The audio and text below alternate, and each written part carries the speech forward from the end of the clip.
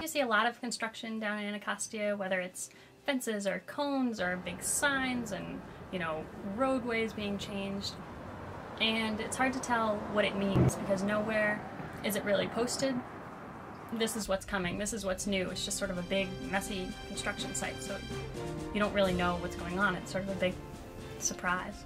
I do see vandalism in the area, and I think that the people living there, they don't have enough pride in their area. They don't respect their area. There's, litter all over the place, and vandalism on buildings and schools and everything in general because people, they don't feel as if it's their own.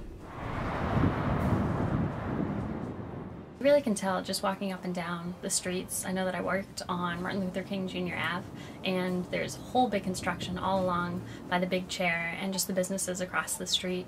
And I've sort of seen some of them close and some of them reopen as totally different stores. The Berry Farms housing community has all sorts of reconstruction going on, and the people are pretty furious about it because these are their homes that the government or whoever has decided that this doesn't look right, we need to change. It really is improving. There of course is controversy about schools closing and teachers and students having to move all around, but I think that the sentiment for change and improvement is there, so it's just going to be a slow process to really see if it's working.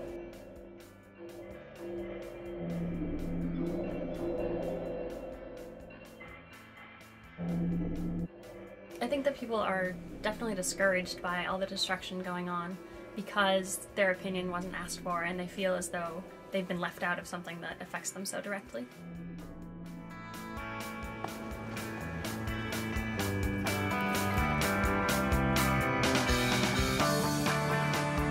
It is a very divisive issue in the community.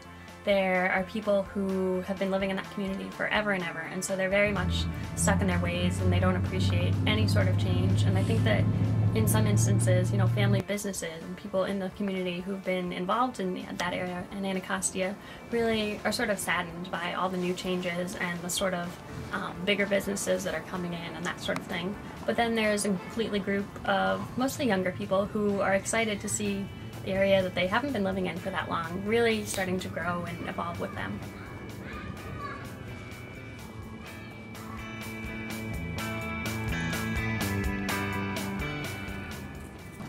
The people are nice, but I always keep an eye out, and we don't leave the door unlocked. Yeah. If you're just sensible, it's just, I don't know, I feel more at ease here. It feels a lot more like where I came from.